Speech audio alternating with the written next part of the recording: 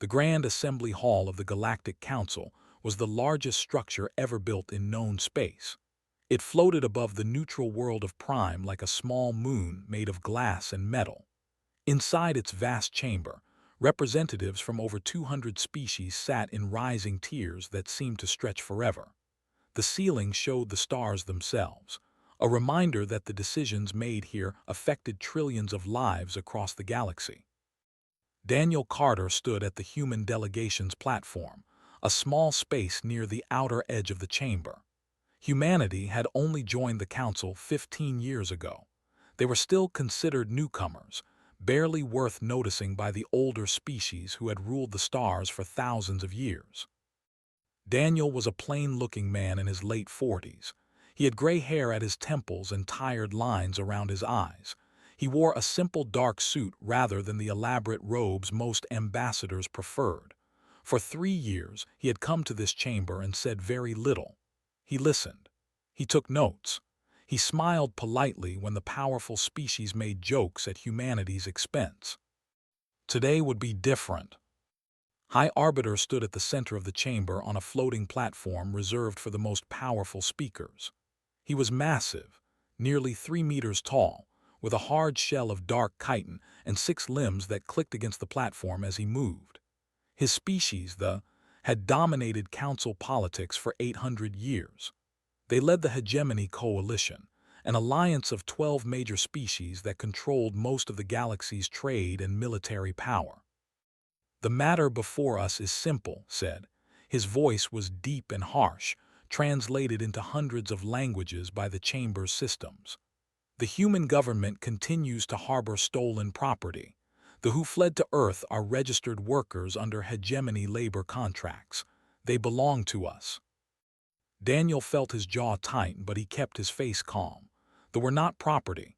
They were people. Soft-furred beings with large, dark eyes and gentle voices. 2 million of them had escaped hegemony space 5 years ago, fleeing conditions that humans would call slavery. They had asked Earth for help, and Earth had said yes. That decision had caused 3 years of problems. "We have been patient," continued. "We have given the humans every chance to correct their mistake. We have offered compromises. We have extended deadlines. But human stubbornness has limits, and our patience has reached its end." The chamber was silent. Everyone knew what was coming. "The Hegemony Coalition formally demands that Earth surrender all refugees within 10 standard cycles," announced. "If this demand is not met, we will impose full economic sanctions against human space. All trade agreements will be canceled. Human ships will be banned from hegemony ports." He paused, letting his words sink in. "And if humans resist these measures, we will consider military options." Whispers spread through the chamber. Military options. It was a threat that few species dared to make openly. The hegemony had the largest fleet in the galaxy. Earth's small navy would be crushed in days. Daniel looked at the holographic display beside him, where Admiral Grace Turner watched from Earth. She was a stern woman with short silver hair and the hard eyes of someone who had seen too many battles. She gave him a small nod. It was time. Daniel pressed the button that requested speaking rights. A soft chime echoed through the chamber, and suddenly every eye turned toward the human platform. Many of the delegates looked surprised. The human ambassador rarely spoke at all. "The chair recognizes Ambassador Daniel Carter of Earth," the automated system announced. Daniel stepped forward to the edge of his platform. He did not raise his voice. He did not make dramatic gestures. He simply spoke in the same calm tone he might use to discuss the weather. "Thank you, High Arbiter, for your clear statement of the hegemony's position," Daniel said. "It helps to know exactly where we stand." Made a clicking sound that his translator rendered as amusement. "I hope it helps you understand the wisdom of compliance, Ambassador." "I understand perfectly," Daniel replied, "but I am afraid Earth's answer is no." The whispers stopped. The chamber went completely silent. "No," multiple eyes focused on Daniel with sudden intensity. "Perhaps you did not hear me correctly. I said military options. I heard you, Daniel said. The answer is still no. Earth will not surrender the refugees, not in 10 cycles, not ever. Leaned forward on his platform. You would risk war for 2 million insignificant creatures who are not even your own species. They asked for our help, Daniel said simply. We gave our word. Your word means nothing against our fleets, said. Your tiny navy would be destroyed in the first engagement. Your colonies would fall within a month. Is your word worth the death of your entire species? Daniel smiled. It was a small smile, but something in it made several nearby delegates shift uncomfortably in their seats. High Arbiter, for 3 years my government has listened to your demands. We have attended every meeting. We have responded to every threat with quiet words and polite requests for more time. Daniel paused. Did you ever wonder why? Slim's clicked with irritation. Because you are weak, because you hoped we would lose interest, because you are cowards who delay instead of act. No, Daniel said, because we were preparing. The word hung in the air like a blade. Preparing. His voice carried a note of uncertainty for the first time. You gave us 3 years, Daniel said. 3 years of threats, 3 years of deadlines, 3 years while you assumed we were simply frightened. He shook his head slowly. We were not frightened, High Arbiter. We were working. This is absurd, snapped. What could you possibly prepare that would matter against the hegemony? Daniel reached into his pocket and pulled out a small device. This is a data transmitter. In a moment, I am going to activate it. The information it contains will be broadcast to every frequency in this chamber and to every relay station in council space. You dare threaten us with some human trick? His voice rose with anger. No threat, Daniel said. Just consequences. You said there would be consequences if we refused. You were right. He looked directly at the High Arbiter with eyes that showed no fear at all. But the consequences are not what you expected. If you think some broadcast will save you from our fleets, then the consequences begin today, Daniel said, and he pressed the button. Every screen in the chamber flickered. Every personal display, every holographic projector, every communication device suddenly showed the same image. A symbol that no one in the chamber had ever seen before. A circle of 13 stars surrounding a simple human handshake. And beneath it, words in 100 languages, the accord of free worlds.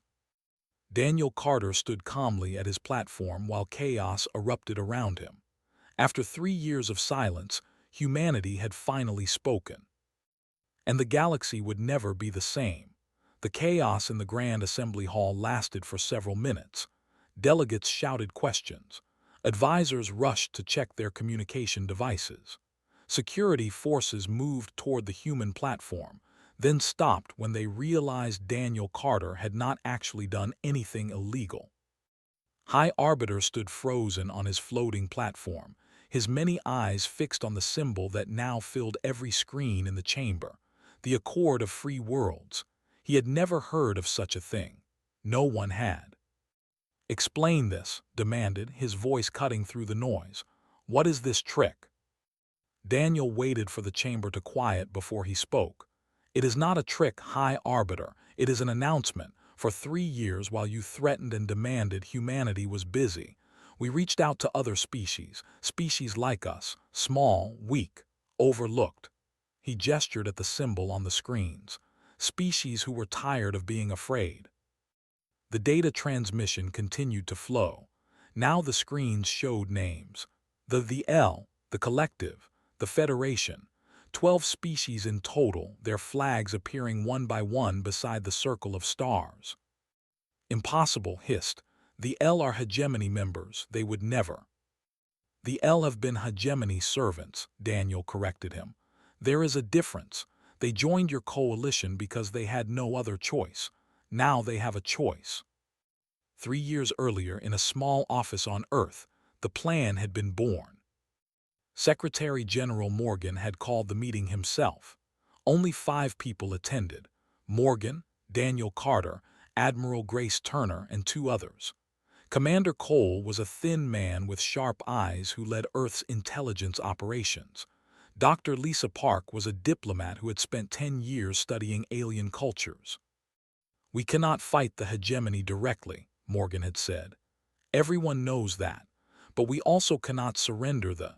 It would be wrong, and it would prove to the galaxy that humans are cowards who abandon those who trust us." "Then what do you suggest?" Admiral Turner asked. "We change the game," Morgan replied. "The hegemony is powerful because everyone is afraid of them, but fear only works when people feel alone. What if they were not alone?" Cole leaned forward. "You want to build an alliance?" "I want to build something bigger than an alliance," Morgan said. "I want to build a movement. There are dozens of species who hate the hegemony but are too small to resist. What if we brought them together? What if we showed them that the impossible was possible?" It had taken 3 years of secret work. Cole sent agents to 100 worlds, carrying messages and making contacts. Dr. Lisa Park helped design treaties that would bind different species together with fairness and respect.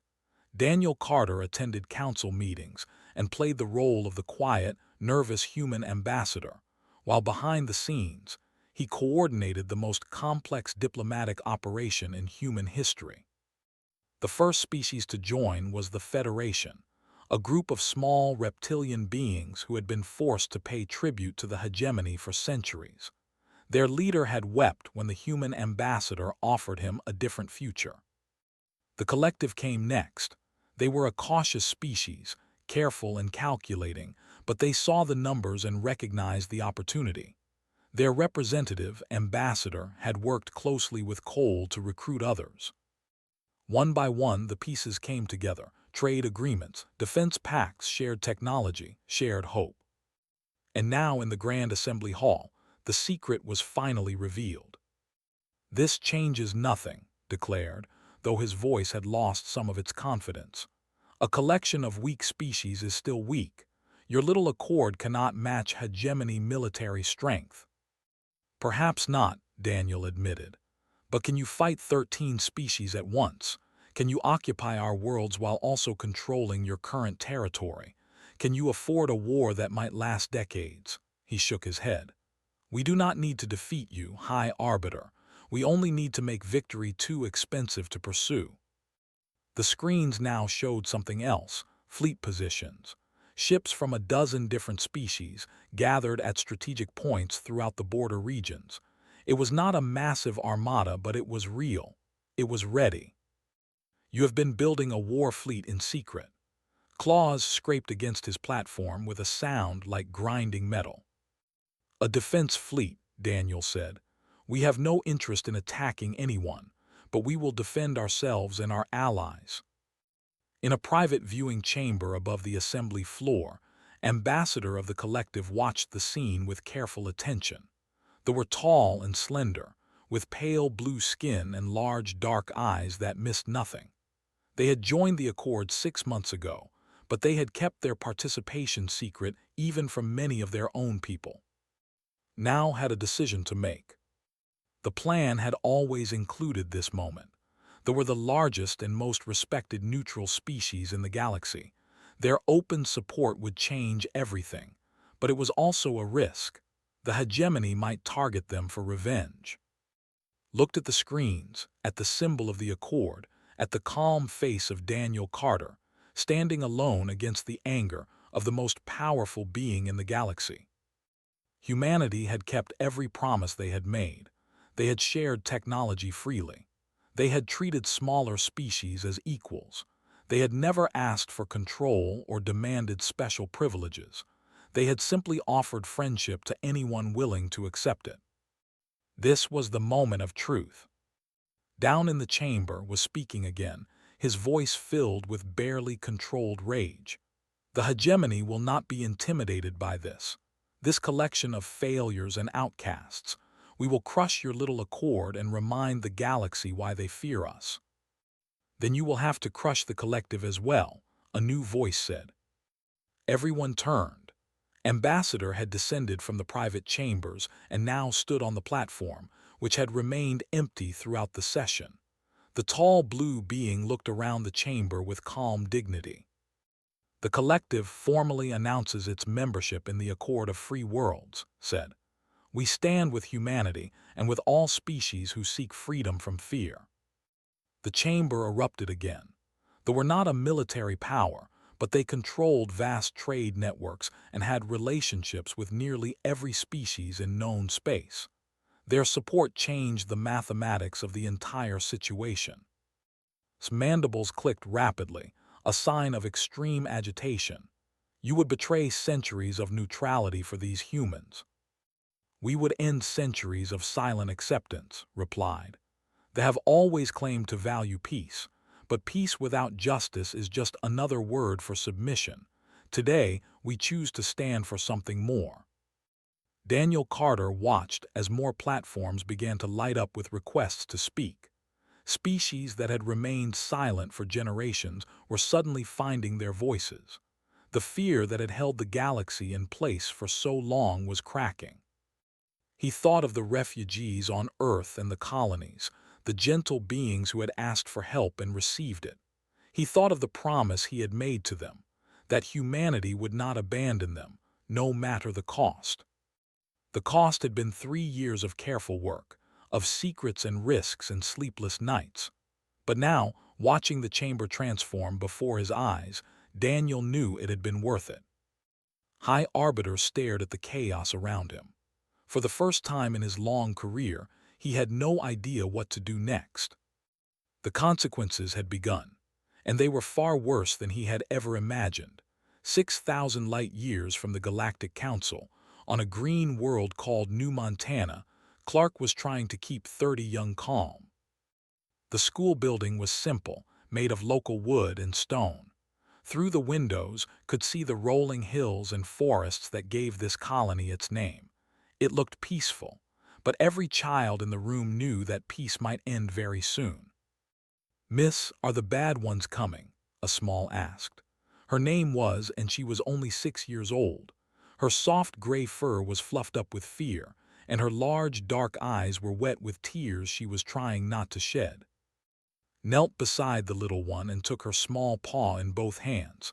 "People are working very hard to keep us safe. You do not need to be afraid." "But my mother said the hegemony has big ships. She said they hurt before." Felt her heart ache. These children had been born on Earth or New Montana, but they had grown up hearing stories from their parents. Stories of terrible working conditions in hegemony space. Stories of families separated. Stories of friends who disappeared and never came back. "That was before," said gently. "Things are different now. You have friends who will protect you." "Humans?" asked. "Yes, humans, and many others too." The communication screen on the wall flickered to life. Secretary General Morgan's face appeared, broadcast from Earth to every human world and every Accord member planet. The children fell silent, watching with wide eyes.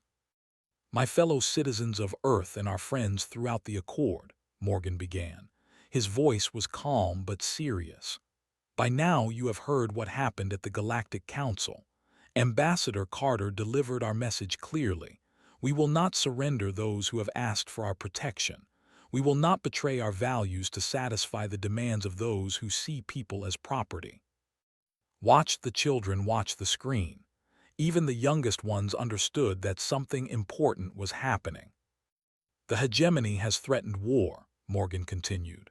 "I will not lie to you and say there is no danger. There is danger, but I believe with all my heart that some things are worth fighting for. Freedom is worth fighting for. The safety of innocent people is worth fighting for. The kind of galaxy we want to live in is worth fighting for." He paused, and when he spoke again, his voice was softer. 3 years ago, 2 million came to us asking for help. They were tired and scared and had nowhere else to go. We could have turned them away. We could have said their problems were not our problems, but we did not. We said yes. We said welcome. We said you are safe here. Felt tears on her own cheeks now. "Today, I ask all of you to remember why we made that choice. Not because it was easy, not because it was safe, but because it was right. And whatever comes next, we will face it together, with courage and with hope. The broadcast ended. The room was quiet for a moment. Then Little looked up with something new in her eyes. Not fear, something like wonder. "Humans are strange," said, "but I think I understand now. You really do care about us." Smiled through her tears. "Yes, little one, we really do." In a different part of New Montana, in a simple house near the edge of the main settlement, Elder Senna sat alone with her thoughts. Senna was old for nearly 90 years. She had been a young worker when the first escape ships left hegemony space. She had helped organize the flight to Earth. She had spoken to the human government and asked for sanctuary, and they had said yes. Now, because of that choice, the entire galaxy might go to war. The door chimed and Daniel Carter entered. He had come directly from the council station, traveling by the fastest ship available. He looked tired, but his eyes were kind. "Elder Senna," he said, bowing slightly in the way, "I hope I am not disturbing you." "No, Ambassador, please sit." She gestured to a chair across from her. "I have been watching the news. You did a brave thing today." Daniel sat down heavily. "I did what needed to be done. The hegemony left us no choice." "There is always a choice," Senna said quietly. "You could have given us back 2 million in exchange for peace with the most powerful force in the galaxy. Many would call that a reasonable trade." "I would not," Daniel said firmly. "Why?" Senna leaned forward, her old eyes searching his face. "We are not your people. We are not even your species. Why would you risk everything for us?" Daniel was quiet for a moment. When he spoke, his voice was soft. "When I was young, my grandfather told me a story about a time in human history called the Second World War. A terrible war with terrible crimes. But in the middle of all that darkness, there were people who risked their lives to protect strangers. They hid families in their homes. They forged documents. They smuggled people to safety. They did this knowing they could be killed for it." "Why did they do this?" Senna asked. "Because they believed that some things matter more than safety. They believed that when innocent people need help, you help them. Not because it is easy, not because you will be rewarded, but because that is what good people do." Senna was quiet for a long moment. Then she spoke, her voice heavy with emotion. "I have been thinking that I should surrender myself to the hegemony. Perhaps if they have me, the one who organized the escape, they will be satisfied. Perhaps I can stop this war before it begins." "No," Daniel said immediately. "Ambassador." "No," he repeated. "Listen to me, Elder Senna. Humanity did not spend 3 years building alliances and preparing defenses just to hand you over at the last moment. We did not do this so that you could sacrifice yourself out of guilt." He reached across and gently took her paw, just as had done with Little. "We did this because you matter. Your people matter, and we will not trade lives for convenience." Senna's eyes filled with tears. "You humans are very strange creatures." Daniel smiled. "So we have been told." Far away, in the cold darkness of space, Fleet Commander L stood on the bridge of the hegemony flagship Crushing Will. He was like High Arbiter, but younger and less political. He had risen through the ranks by winning battles, not by making speeches. Now he had received orders directly from the High Arbiter: mobilize the fleet, prepare for action against human space. El studied the tactical displays. The human navy was small. Their allies were weak. On paper, victory should be easy. But something bothered him. "Commander," his second officer said, "the fleet is ready to jump on your order." El did not respond immediately. He was thinking about the human ambassador's calm face. The man had not been afraid. Why had he not been afraid? "Commander." "I heard you," El said. "Inform all ships to prepare for jump. We move to the border of human space in 1 hour." "Yes, Commander." El watched his crew work. They were good soldiers. They trusted him to lead them to victory. He hoped he could justify that trust. Because somewhere in his warrior's heart, A small voice was warning him that this battle might not be as easy as the High Arbiter believed. The pieces were moving. On New Montana, children held their teachers' hands and hoped for safety. On Earth, leaders made final preparations. In space, hundreds of ships waited for orders. And in a small house on a green world, an old woman and a human diplomat sat together in silence, connected by something stronger than politics or treaties. The war had not started yet, but everyone knew it was coming. The border of human space was marked by an invisible line that existed only on star charts. On one side was the young territory of Earth and its colonies. On the other side was the vast domain of the Hegemony Coalition. For 15 years, that line had been crossed only by traders and diplomats. Today, it would be crossed by warships. Fleet Commander L watched through the main as his fleet emerged from faster-than-light travel.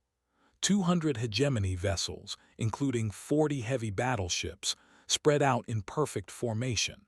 It was enough firepower to burn entire worlds. "Sensors active," his tactical officer reported, scanning for enemy positions. L waited. The human colony of Haven's Gate was only a few hours away at combat speed. According to intelligence reports, it was defended by perhaps 30 ships at most. "Commander," the tactical officer said, his voice suddenly uncertain, I am detecting a large number of vessels ahead." "Human ships?" "Not just human, sir. Many different types. The computer is having trouble identifying them all." Al felt a cold sensation spread through his body. "Show me." The main shifted to a tactical display, and L understood why the human ambassador had not been afraid. 800 ships filled the space between the Hegemony fleet and Haven's Gate. They were not arranged in neat military formations. They were a collection of different sizes and shapes, representing a dozen different species. Some were barely larger than patrol boats. Others were converted cargo vessels with weapons attached to their hulls. But there were 800 of them. "Impossible," L's second officer whispered. "Where did they come from?" L knew the answer: the Accord of Free Worlds, the alliance that humanity had built in secret for 3 years. Every small species that had ever been bullied by the hegemony had sent whatever ships they could spare. Alone, none of them would matter. Together, they were an armada. "Commander, we are receiving a transmission," the communications officer said. It is from Ambassador Daniel Carter of Earth." "Put it through." Daniel Carter's face appeared on screen. He looked calm, almost peaceful. "Fleet Commander L," Daniel said, "I hope you will forgive the informal channel, but I wanted to speak with you directly before anything happens that cannot be undone." L stood straight, his mandibles tight. "You wish to surrender?" "No," Daniel said simply. "I wish to offer you a choice." "What choice? My orders are clear." "Your orders are to defeat humanity and force us to surrender the refugees. But look at what stands before you. 800 ships from 13 species, all of them prepared to fight. Even if you win, how many of your ships will survive? Half? A third? And what will be waiting for you at the next system? And the next?" El said nothing. He was doing the calculations in his head. "The hegemony has ruled through fear for 800 years, Daniel continued. But fear only works when people feel alone. Today, they are not alone. Today, they stand together. And if you attack, you will not be fighting a small human navy. You will be fighting the combined will of every species that has ever dreamed of freedom." "Pretty words," El said, "but words do not win battles." "No," Daniel agreed, "but sometimes words can prevent them." He paused. "I am offering you a chance to withdraw. No shots fired, no lives lost. You can tell the High Arbiter that the tactical situation was not what you expected. It would be the truth." El felt his crew watching him. They were loyal soldiers, ready to fight and die on his command. But they were also intelligent beings who could read a tactical display. "If I withdraw," El said slowly, The High Arbiter will be furious. He may even charge me with cowardice." "Perhaps," Daniel said, "but your soldiers will live. And sometimes, Commander, the bravest thing a leader can do is choose life over glory." The bridge was silent. Every officer waited for L's decision. In the Galactic Council chamber, the emergency session had been going for hours. High Arbiter paced on his platform like a caged animal, watching the same tactical displays that L was watching. "Attack," hissed into his communicator. "I order you to attack immediately." "High Arbiter," L's voice came back, strained with tension. "The enemy force is 4 times larger than our intelligence suggested. Victory is not certain." "Victory is always certain when hegemony warriors fight lesser species," snapped. "Destroy them. Make an example." Around the chamber, delegates from other species watched with growing unease. Many of them had secretly hoped the hegemony would crush humanity quickly. A fast victory would restore order. It would prove that resistance was futile. But now they were seeing something different. They were seeing the hegemony hesitate. Ambassador of the Collective rose to speak. "The Council should call for a ceasefire while negotiations continue. There is no need for bloodshed." "There is no negotiation," snarled. "There is only obedience or destruction." "Then perhaps," a new voice said, "it is time for a new kind of council." The speaker was a small being from a species called the N. They were barely a meter tall, with bright green skin and large eyes. For centuries, they had been little more than servants to the larger powers. Their representative had never spoken in the council chamber before. "We of the N formally announce our withdrawal from council oversight," the small being said. "We join the Accord of Free Worlds." The chamber erupted. Before could respond, another delegate stood. Then another. Species that had been silent for generations were suddenly finding their courage. The sight of 800 ships standing against the hegemony had changed something fundamental. "This is treason," shouted. "This is rebellion." "This is freedom," the delegate replied. "Something you have us for far too long." Back at the border, L made his decision. "All ships hold position," he commanded. "Commander," his second officer stared at him. "The High Arbiter ordered us to attack." "I know what he ordered." L looked at the 800 ships waiting in the darkness. He thought about the soldiers under his command. He thought about the families waiting for them back home. He thought about what kind of commander he wanted to be. "The High Arbiter is not here," L said. "I am, and I will not send my warriors into a battle that serves nothing but one politician's pride." He opened a channel to Daniel Carter.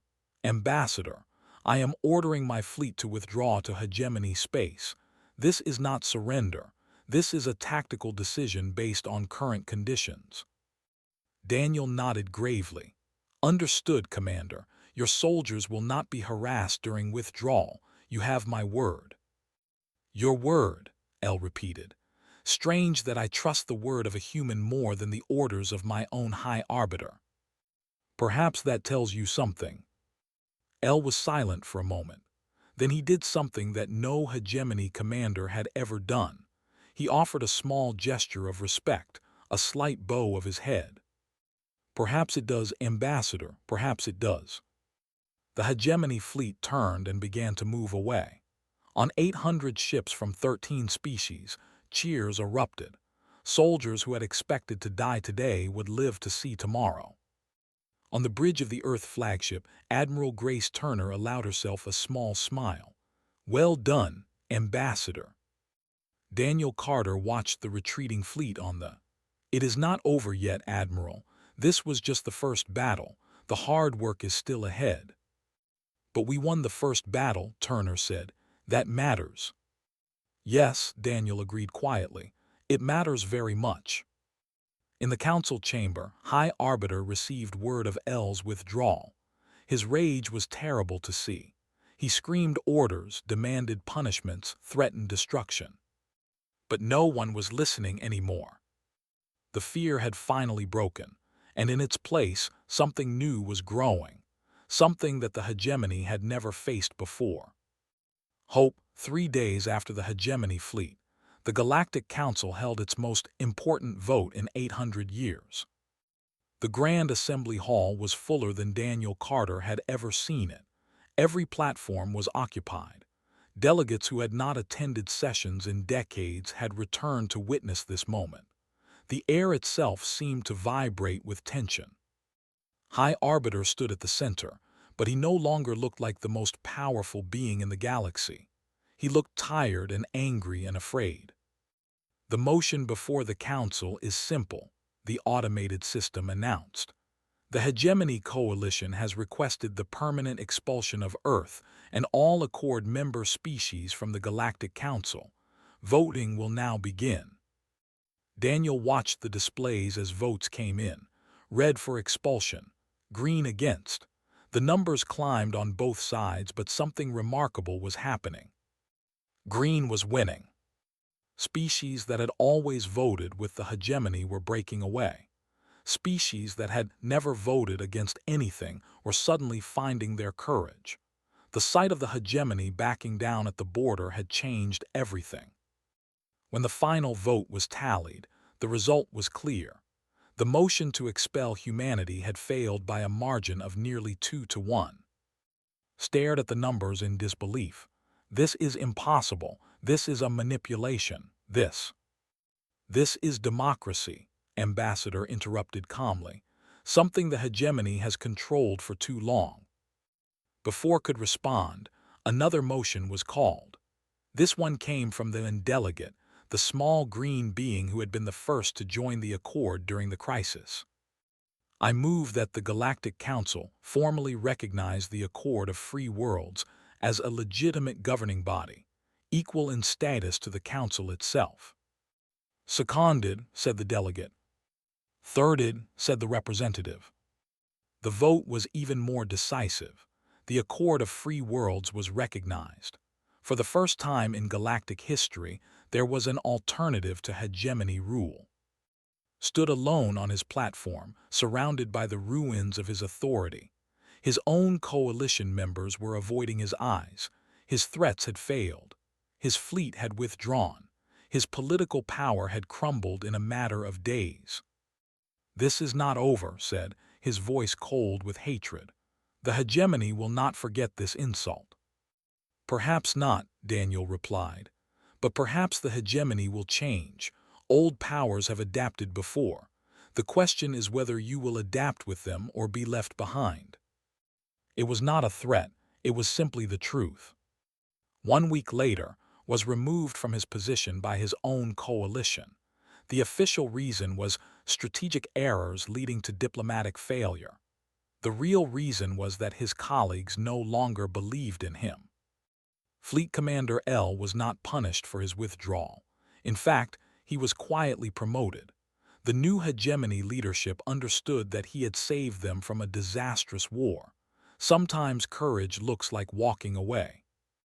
On Earth, the celebrations lasted for days. In cities around the world, people gathered to watch the news and cheer. They did not fully understand the politics involved, but they understood that their leaders had stood firm against impossible odds. Secretary General Morgan addressed the planet from the steps of the United Nations building in New York. We did not seek this conflict, he said. We did not want it, but when innocent people came to us asking for help, we could not turn them away. When powerful forces demanded that we abandon our values, we could not give in. And when the moment came to stand or fall, we stood together. He paused, looking out at the crowd. Some have called this a victory for humanity, but it is not just our victory. It is a victory for every species that joined the Accord. It is a victory for every being who ever dreamed of a galaxy where the strong do not simply crush the weak. It is a victory for hope itself. On New Montana, the refugees held their own celebration. It was smaller and quieter, but no less meaningful. Elder Senna stood before her people in the central square of the settlement. The sun was setting behind the mountains, painting the sky in shades of orange and gold. Children played nearby, their fear finally replaced by joy. For years we lived in fear, Senna said. Fear of the hegemony, fear of being sent back, fear that no one truly cared whether we lived or died. She smiled, tears running down her furred cheeks. Today that fear is gone, not because the danger has completely passed, but because we know that we are not alone. We have friends, we have allies, we have a home. Clark stood at the edge of the crowd, watching her students laugh and play. Little ran up to her, her gray fur shining in the sunset light. Miss, Elder Senna says we are safe now. Is it true? Knelt and hugged the little one tight. Yes, sweetheart, it is true. Forever. Thought about the galaxy, so vast and full of dangers. She thought about all the work that still needed to be done. But she also thought about 800 ships standing together in the darkness, and a human ambassador who refused to abandon people who needed help. Forever is a long time, she said, but as long as we have good people looking out for each other, we will be okay. Daniel Carter did not attend any of the celebrations. He had never been comfortable with crowds or praise. Instead, he quietly packed his bags at the council station and booked passage on a transport ship back to Earth. Ambassador found him before he left. You are not staying for the recognition ceremony? Asked. The Accord Leadership Council wants to honor you. They want you to lead us. Daniel shook his head. I am not a leader, Ambassador. I am just a diplomat who got lucky. That is not what others say. They say you changed the galaxy. The galaxy changed itself, Daniel said. I just helped it along. He smiled tiredly. Besides, I am old and I am tired. The Accord needs young voices now. New ideas, fresh energy. My work is done. Studied him with those large, thoughtful eyes. You really mean it. You want nothing for yourself. I want to go home, Daniel said simply. I want to see my daughter and I want to sit in my garden and watch the sunset. I have spent 3 years carrying the weight of the galaxy on my shoulders. Now I would like to put it down. Made the gesture of deep respect.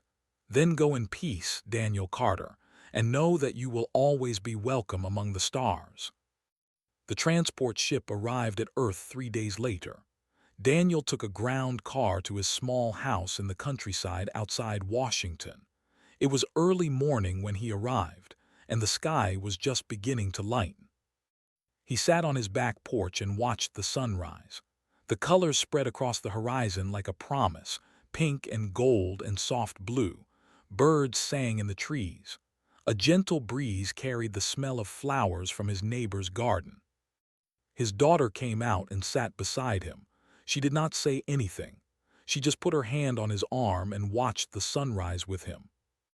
Was it worth it? She finally asked. Daniel thought about all the late nights and the impossible decisions. He thought about hatred and Elle's respect. He thought about 800 ships and 13 species and 2 million refugees who would never be forced to return to slavery. He thought about Little asking if she was safe, and Clark saying yes. Yes, he said quietly, it was worth it. The sun continued to rise, painting the world in light. Somewhere out among the stars, a new era was beginning. The Accord of Free Worlds would grow and change and face new challenges. The old powers would adapt or fade. The galaxy would never be exactly the same. But for now, in this quiet moment, Daniel Carter was simply a man watching the sunrise, finally at peace. The consequences had begun, and the galaxy would never be the same.